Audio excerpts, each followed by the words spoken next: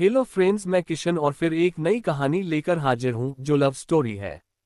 यह एक ऐसे शख्स की कहानी है जो हैदराबाद की रियासत में डॉक्टर हुआ करता था। वहां उसे लेडीज डिस्पेंसरी में काम करने वाली एक लेडी डॉक्टर से मोहब्बत हो जाती है। वह उससे शादी कर लेता है, मगर इस शादी से नाराज होकर रियासत के हुकाम उसे 48 घंटे में रियासत छोड़ने का हुक्म सुना देते हैं। इस हुक्म से उनकी जिंदगी पूरी तरह बदल जाती है। बिछड़े दोस्तों से भी मिलके कैसी खुशी होती है, बस खुद आप ही अंदाजा कर लीजिए। आखिरकार आपका भी तो कोई दोस्त बिछड़ गया होगा और फिर आपसे अचानक आ मिला होगा। आप ही फरमाए, क्या शादी मर्द का खौफ नहीं हो जाता? मेरी भी वल्लाह एक हफ्ता हुआ यही कैफियत हुई। इत्तेफाक से एक काम के बाइस मेरा जाना अलीगढ़ हो गया। मैं कॉलेज के देखने का अरसे से मुश्ताक तो था ही। इस मौके को गनीमत जाना और एक जायर की हैसियत से कॉलेज की सैर में मसरूफ हुआ। हर चीज को अजमत और मोहब्बत की निगाह से देखता था और जिस इमारत पर नजर पड़ जाती उसमें महव हो जाता था। इस इस्तिगराक की हालत में एक नजर एक साहिब पर भी जा पड़ी जो मेरी तरह महव ए नजारा थे। मैं आपसे सच कहता हूं कि जब तक कोई ऐसी ही खास कशिश ना होती मैं कॉलेज से आंख थोड़ा ही उठाने वाला था। लेकिन उन पर नजर पड़ती थी कि मैं अपने गर्दोपेश की कुल चीजों को भूल गया और बेताबाना उनसे जाकर लिपट गया। अव्वल तो वो झिझके, लेकिन फिर एक इस्तिजाब आमेज तुम कहाँ कह के मुझसे लिपट गए। असलियत ये थी कि हम दोनों बिछड़े हुए कमोबेश 13-14 बरस के बाद मिले थे। मैं इस बात को तूल ना दूंगा कि हम दोनों कैसे जुदा हुए थे और मैं इन 13-14 बरस में कहाँ कहाँ रहा। मुख्तसर ये है कि मुझमें मेरे दोस्त मोहम्मद नईम में बादाल मशरकी रहा और हम उस जमाने में एक दूसरे के हालात से बिल्कुल बेखबर रहे। मैं बर्मा में था तो वो इंग्लिस्तान में, और वो भी एक जायर बनकर अलीगढ़ आए थे। मोहम्मद नईम को देखते ही कॉलेज की सैर कुछ वक्त के लिए मौकूफ हुई और एक दूसरे के हालात दरियाफ्त होने लगे। आखिरकार इन सब का नतीजा ये हुआ कि 2 दिन बाद हमें ईस्ट इंडियन रेलवे की डाकगाड़ी अजीमाबादी की तरफ ले जा रही थी, जहां मेरे दोस्त मोहम्मद नईम MD LRCP, क्योंकि अब मुझे मालूम हुआ कि इस अरसे में मोहम्मद नईम इंग्लिस्तान जाकर MD हो आए थे, का मकान है। अजीमाबाद पहुंचते ही डॉक्टर साहिब ने मुझे अपनी आलीशान और बेनज़ीर कोठी में उतारा और उसी रोज अपने कुल अहबाब की दावत की ताकि मुझसे मिलाएं। दावत के बाद सब लोग बाहर चमन में आ बैठे और इधर उधर की बातें होती रहीं। आकर यके बाद दीगरे सब रुखसत हो गए और हम दोनों अकेले रह गए। चूंकि गर्मी का मौसम था इसलिए रात का वक्त व चांदी रात सेहन ए चमन और ठंडी हवा ऐसी चीजें न थीं कि हम में से किसी का दिल उठने को चाहता। बाहरी कुर्सियां डाले बैठे रहे। बातों बातों में ये जिक्र आ गया कि इंसान की जिंदगी में ऐसे दिलचस्प वाकयात नहीं होते जिनमें नावल का मजा आए। मैं इस बारे में बहुत भरा बैठा था। मैंने नावल नवीसों पर निहायत ले दे शुरू की कि कमबख्त ऐसी ऐसी बातें लिखते हैं कि हमें रश्क होता है कि हमारी जिंदगी में क्यों ऐसे वाकयात पेश नहीं आते। और क्या बहुत ही कुछ कह डाला। नईम चुपका सुना किया, सिर्फ एक आध जगह मुस्कुराया। मुझे हैरत थी कि ये क्यों अपनी राय जाहिर नहीं करते। खैर, जब मैं सब कुछ कह चुका तो नईम ने एक और मज़मून पेश किया। कहने लगे, आजकल पर्दे की बहस छिड़ी हुई है, तुम्हारी इसके मुताल्लिक क्या राय है? जदीद ख्याल हो या कुहना ख्याल? कुहना ख्याल होगे, क्योंकि पर्दे की मुखालिफत तो तुमसे कियामत तक भी नहीं होने की। मैंने कहा, बेशक पर्दे की मुखालिफत कौन साहिब अक्ल कर सकता है। तो फिर ये शिकायत भी छोड़ दीजिए कि हमारी जिंदगी में दिलचस्पी नहीं। उसको पर्दे से क्या लल्लुक ही नहीं। जब तक पर्दा है, इश्क या शादी जिसके आप इस कदर दिलदादा मालूम होते हैं मुमकिन ही नहीं। वहां तो ये होता है कि बड़े तो माँ बाप ने जहां उनका दिल चाहा ब्याह दिया। छू वचरा की गुंजाइश ही नहीं, और हो भी तो क्या, न देख सकते हैं न बात कर सकते हैं। शादी क्या हुई, सरकारी नौकरी हुई। जहां सरकार का दिल चाहा नौकर को भेज दिया। हाकिम को मातहत की खबर नहीं, मातहत को ये मालूम नहीं कि हाकिम कैसा मिलेगा। इस जिंदगी में राज सर बस्ता कैसे पैदा हो सकते हैं, और अफसानों का सिलसिला राज आखिर में जाकर खुल कैसे सकता है। ये सब सच्चे इश्क की तुफैल में नसीब हो सकता है। रुपया के लिए शादी मत कीजिए, बल्कि इश्क के लिए। और फिर मेरा दावा है कि एक एक लफ्ज नावलों का आपको सही मालूम होगा। लीजिए मेरी ही सरगुज़िश्त सुनिए और बताए, क्या ये नावल नहीं?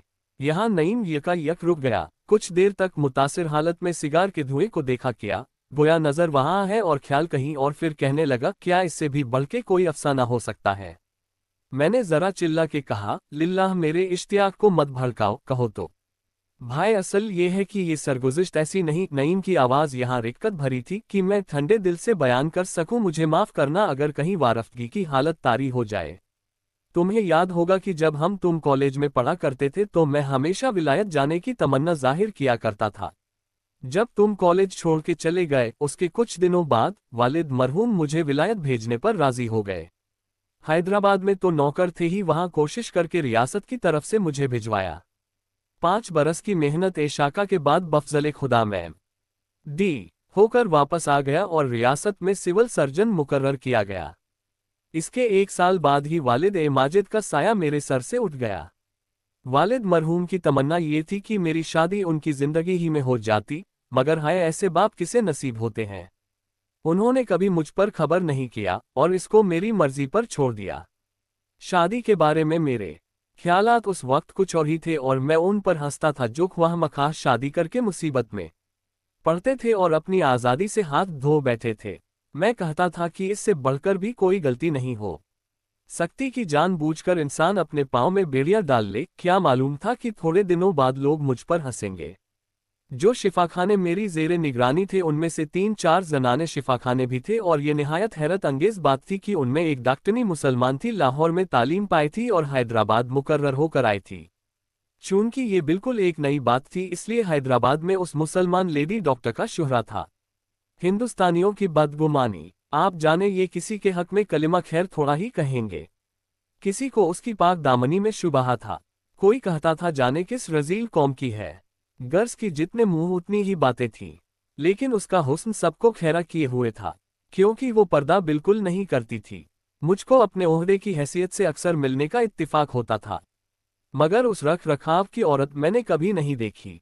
चाहे उस मिजाज की संजीदगी कहिए या गुरूरे हुस्न, ख्याल कीजिए कुछ हो। नतीजा ये था कि किसी की मजाल न थी कि आंख भर कर देख सके। काम इतना उम्दा कि कुल रियासत के जनाना शिफाखानों में उसका शिफाखाना अव्वल रहता था। मेरा ये हाल था कि अगर कोई कहीं उसकी जरा सी भी बुराई करता तो मुझे ताब ना रहती थी।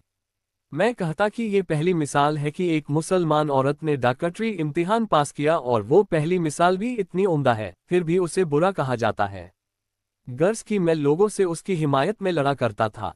थोड़े दिनों बाद मुझे मालूम हुआ कि मुझे महज उससे मोहब्बत ही नहीं, इश्क है, क्योंकि रोज़ बरोज़ उसका ख्याल दिल में घर करता जाता था।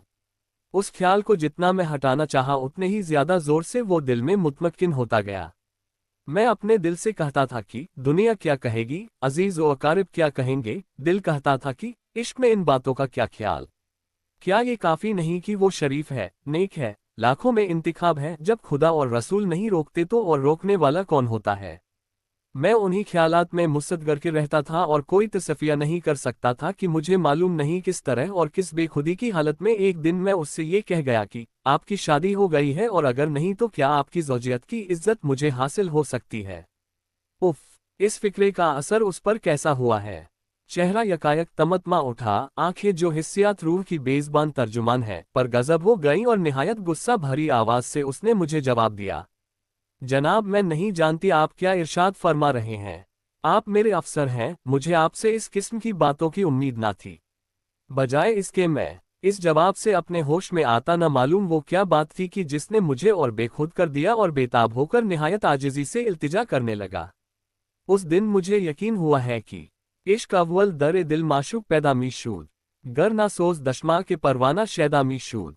जब मैं अपनी जुनू आमेज गुफ्तगू खत्म कर चुका तो मुझे यकीन था कि शायद उस वक्त तक ताब की इंतहा ना रहेगी, लेकिन मेरे नसीब की उसने निहायत आहिस्तगी से कहा, खुद आप ख्याल कीजिए कि मैं एक मामूली दर्जे की औरत हूँ, आप अल्लाह रखे इतने बड़े ओहदे पर है। कहाँ मैं, कहाँ आप। मुझे यकीन है कि जब आप अपनी कोठी पर जाएंगे तो आप कहेंगे कि लाहौल वला कुव्वत। मुझसे भी क्या बेहूदगी हुई है, एक अदना दर्जे की औरत से क्या क्या बातें कही हैं, इसलिए मुझे मेरे हाल पर रहने दीजिए। ये जवाब शायद तुम्हारे नज़दीक मायूसी दिलाने वाला हो, मगर मुझ पर तो उसने उल्टा असर किया। मैं घर गया तो उन ख्यालात में कमी कैसी, उल्टा मैं किसी काम के काबिल ना रहा। उठते बैठते यही धुन थी कि वो किसी तरह मेरी इल्तिजा को कबूल करे। मेरी ये हालत की जरूरत हो या ना हो, उसके शिफाखाने का मुआयना जरूर करता और किसी ना किसी तरह अर्ज़े हाल करता। कुछ अरसे के बाद मैंने देखा कि रफ्ता रफ्ता उसकी पहली भड़क में भी कमी होती गई, और किस्से को तूल क्या दूं, एक दिन वो आया कि मैं और वो दूल्हा और दुल्हन हो गए। लेकिन मेरी और कमरुन्निसा, ये उसका नाम था, कि शादी कोई मामूली बात ना थी। हैदराबाद भर में उसका चर्चा हुआ। अगरचे हमने सादे तौर पर शादी की थी, मगर अपनी अपनी किस्मत है, कोई हजारों रुपया खर्च करता है और धूम धड़क्के से ब्याह रचाता है। ताहम शोहरत उसकी अशरे अशीर भी नहीं होती जो हमारी गरीबी की शादी की हुई। मगर जो सुनता था कानों पर हाथ धरता था, हम पर लो न करता था। हम ऐश से जिंदगी बसर करते थे, क्या खबर थी कि हम पर यूं जुल्म होगा। डरता हूं आसमान से बिजली ना गिर पड़े। सैय्याद की निगाह सुए आशिया नहीं। दुश्मनों ने हमारे अफसर बाला के कान भरे और एक दिन मर गए मुफाजात की तरह हमारे पास ये हुक्म आया, दोनों हदूद रियासत से बाहर 48 घंटे में निकल जाएं। हम कर ही क्या सकते थे। संग आमद ओ सख्त आमद, हम अपने कील अल्तादाद हमदर्दों की अफसोस और टिड्डी दल दुश्मनों की खुशियों में हैदराबाद से रुखसत हुए। कमरुन्निसा ने मुझसे आबदीदा होकर कहा, देखा, मेरी वजह से तुम पर यह मुसीबत नाजिल हुई, लेकिन मुझे बखुदा जरा भी जो इसका ख्याल हो कि मुझ पर यह मुसीबत है, मैं अपने तई दुनिया में सबसे बड़ा खुशकिस्मत समझता था, क्योंकि मेरी कमरुन्निसा मेरे साथ थी। मैं हैदराबाद से सीधा लखनऊ पहुंचा और यहां मैंने अपना मतब जारी कर दिया।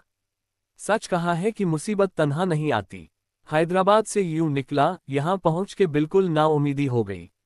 कई महीने गुजर गए और आमदनी नका, और एकदम चलती भी किसकी है। ये तो एक सौदागरी है। जाहिरी टीप टाप जब तक ना हो कौन आता है। और मेरे पास क्या था, जब हैदराबाद में रहा कभी कुछ पसंदाज ही ना किया, जिसका खमियाजा अब भुगतना पड़ा। कहते हुए शर्म आती है मगर कहना ही पड़ता है, ये हालत हो गई थी कि एक मामा तक रखने की मुकद्दरत ना रही। कमरुन्निसा बेचारी सारे काम घर के करती थी, और जब मैं घर में आता तो निहायत खंडपेशानी से कहती कि खाना पकाना और घर का काम करना मुझे बहुत अच्छा मालूम होता है। उसका ये कहना गो वो दिल से ही होता था। मुझ पर तीर का काम करता था। मैं कहता था कि हाय मैं कमबख्त थी तो इस बेचारी पर इन मुसीबतों के पड़ने का बाइस हुआ हूँ। खुदा की शान, उसी जमाने में कमरुन्निसा उम्मीद से हो गई, अब तो मुझे बेहद फिक्र हो गई। हर वक्त ये ख्याल कि ऐसे ऐसे सख्त काम करती है, कहीं झटका वटका आ जाए तो और मुश्किल आ पड़े। इसी फिक्र में रात दिन भूलता था और कुछ ना कर सकता था। मेरा कोई रिश्तेदार भी न था कि जिसके हाथ जा पड़ता, और कमरुन्निसा भी कहती थी कि मैं यतीम और बिल्कुल बेवाली वारिस हूँ। लेकिन एक दिन खुद ही उसने कहा कि पटना में मेरे एक दूर के रिश्तेदार हैं, शायद वो जिंदा हों, चलो वहीं चले।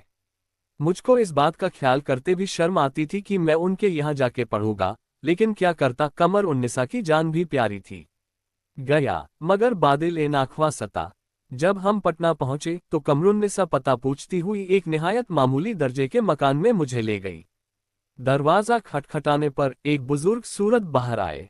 कमरुन्निसा को देखते ही मुतअज्जिब हुए, फिर खुशी खुशी घर में ले गए। घर में एक बड़ी भी थी जो हम दोनों पर सदके हुई और कमरुन्निसा से कहने लगी कि मेरी भांजी, तुम्हें तो हम मुर्दा ख्याल कर चुके थे।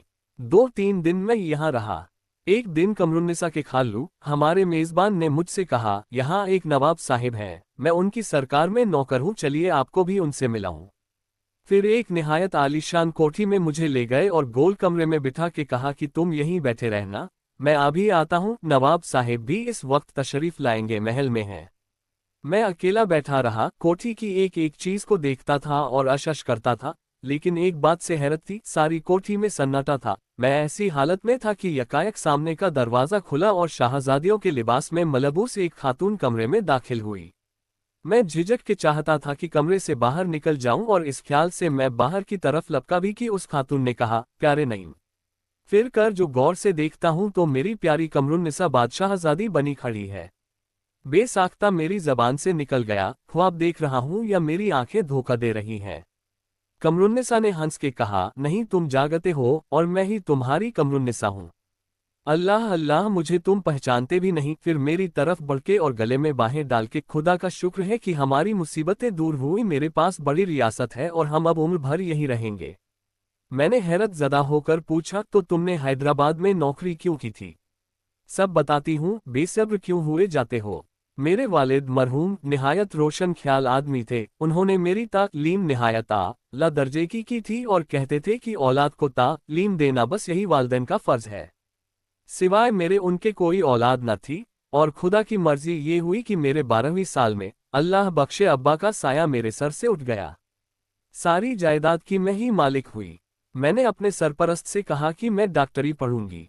चुनांचे मैं लाहौर भेजी गई। वहां से आए तो बड़े बड़े घरानों से मेरे लिए पैगाम आए, मगर मैंने दिल में ठान ली थी कि जब तक कोई मुझे सिर्फ मेरे लिए ब्याहेगा, मैं किसी से शादी ना करूंगी। इसलिए गरीब बनी और हैदराबाद गई और सदके उसकी करीमी के कि अल्लाह ने तुम जैसा प्यारा खाविंद मुझे दिया, जिसने मुझे मेरी दौलत के लिए नहीं ब्याहा, बल्कि सिर्फ मेरे लिए। सारी दुनिया मुझे बद कहती थी, मेरी तरफ से बदगुमान थी, फिर भी मेरा बोसा लेकर तुमने मुझसे शादी की और मैंने तुम्हारे साथ सारी मुसीबतें झेली, सिर्फ ये देखने के लिए कि आया तुम्हें मुझसे असली मोहब्बत है या उगता जाओगे। अपनी कोठी पर मैं बराबर हालत लिखती रहती थी, इस वजह से खालू को सब हाल मालूम था। इसके बाद हम हंसी खुशी रहने लगे। ये कह के नईम रुका और फिर भर्राई हुई आवाज से कहने लगा, मशीयत अज़दी में किसको दखल है। 8 साल बाद अल्लाह ने कमरुन्निसा भी मुझसे छीन ली। अब वो जन्नत में है और मैं यहाँ जिंदगी के दिन पूरे कर रहा हूँ। एक उसकी यादगार है और वही मेरी जिंदगी का सहारा है, यानी मेरी प्यारी बेटी नजमुन्निसा जो हमारे पटने आने के 5 महीने बाद दुनिया में आई थी। अल्लाह उसे जीता रखे। मेरी तबाबत भी यहाँ खूब चमकी और अब मेरी जाती जायदाद बहुत कुछ है। इसलिए मेरा इरादा है कि कमरुन्निसा की जायदाद किसी कार्य खैर के लिए वक्फ कर दूं। आज़्म यह है कि कुल जायदाद औरतों की तालीम के वास्ते वक्फ कर दूं। जब मोहम्मदन यूनिवर्सिटी बने तो एक कॉलेज खास तौर पर मुसलमान खातूनों के लिए तैयार किया जाए। 1 लाख की जायदाद है। मेरे ख्याल में कॉलेज के इब्तिदाई अखराजात के लिए काफ़ी होगी। तुम्हारी क्या राय है? मैंने तो कहा, जरूर वल्लाह जरूर। खुदा तुम्हारे इरादे में बरकत दे।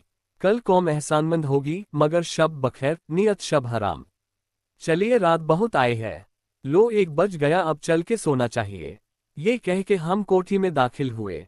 अब कोठी की एक एक चीज मुझे अजीब मालूम होती और मेरे दिल पर अजीब असर डालती थी। दोस्तों, कैसी लगी कहानी जरूर बताएं। अच्छी लगी तो दोस्तों को शेयर करें, चैनल को सब्सक्राइब करें। धन्यवाद।